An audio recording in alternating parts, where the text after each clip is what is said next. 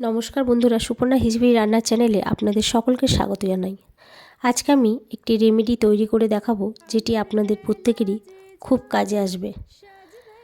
আমরা এখন শীতকালে সকলেই ভুক্তভোগী। আমাদের প্রত্যেকেরই মাথায় এই সময় প্রচুর পরিমাণে ড্যান্ড্রফ দেখা দেয়, ফলে আমাদের অঝরে চুল পড়তে শুরু করে। তো আমি সারা বছরই কিন্তু বাড়িতে এইভাবে একটি তেল তৈরি করে নিই। এই সমস্ত উপকরণগুলি দিয়ে সারা বছরই আমি সংরক্ষণ করে রাখি। এটি আমি আমার চুলে লাগাই। এতে কিন্তু আমি কিছুটা হলেও উপকার পেয়েছি, যার জন্য ভাবলাম আজকে যেহেতু বাড়িতে আমি তেলটি তৈরি করছি, তো আপনাদের সঙ্গে শেয়ার করি, যদি আপনাদের কিছুটা পরিমাণ হলেও উপকারে লাগতে পারি।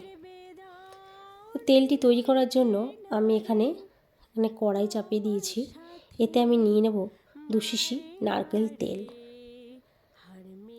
আপনারা যদি বেশি পরিমাণ তৈরি করতে চান তো আপনারা পরিমাণটা বাড়াতে পারেন। আমি এখানে 2 শিশি করেই তৈরি করি, এতে কিন্তু আমার অনেক দিন চলে যায়।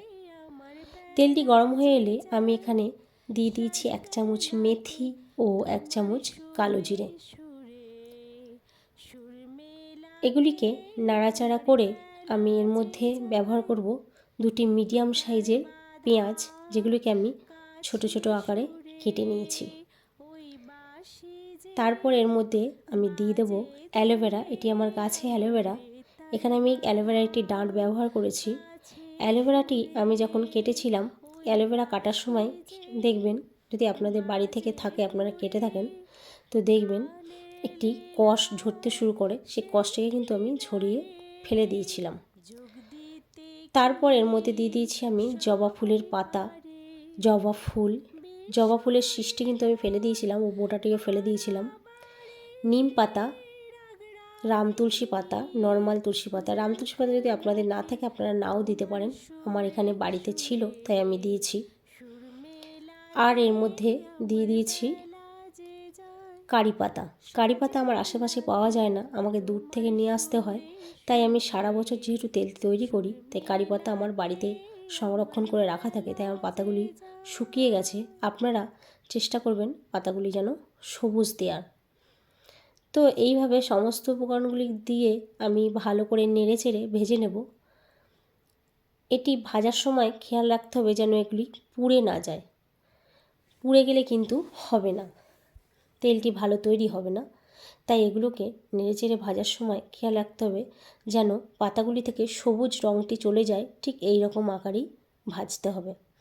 তো দেখুন, আমার সবুজ রঙটি যেহেতু পাতাগুলি থেকে চলে গেছে, এবার এগুলোকে আমি একটি ছাঁকনির সাহায্যে ছেঁকে তুলে নেব এবং তেলটি ঠান্ডা হওয়ার জন্য রেখে দেব। তো তেলটি ঠান্ডা হয়ে গেছে। এবার আমি এটিকে একটি ছাঁকনির সাহায্যে ছেঁকে, দেখুন আমি জারে ভরে নিয়েছি, একটি কাচের জারে। তো আপনারাও চেষ্টা করবেন এটি একটি কাচের জারে রাখতে, এতে কিন্তু তেলটা বহুদিন ভালো থাকে। যদি এখন শীতকাল, তেলটি নষ্ট হওয়ার কোনো সম্ভাবনাই নেই, তবুও কাচের জারে কিন্তু তেলটি বেশ ভালো থাকে। আর দেখুন এর রঙটিও কিন্তু অন্যরকম ধারণ করেছে। ঠিক এই রকম আকারেই তেলটি আপনাদের তৈরি করে নিতে হবে। তেলটি আপনারা সপ্তাহে অন্তত 2 থেকে 3 দিন মাথা স্ক্যাল্পে ভালো করে ম্যাসেজ করে লাগিয়ে নেবেন। দেখবেন আপনারা চুল ওঠা থেকে খুব উপকার পাবেন। তো আমার ভিডিও যদি ভালো লেগে থাকে লাইক, কমেন্ট, শেয়ার ও সাবস্ক্রাইব করবেন। সকলে ভালো থাকবেন। ধন্যবাদ।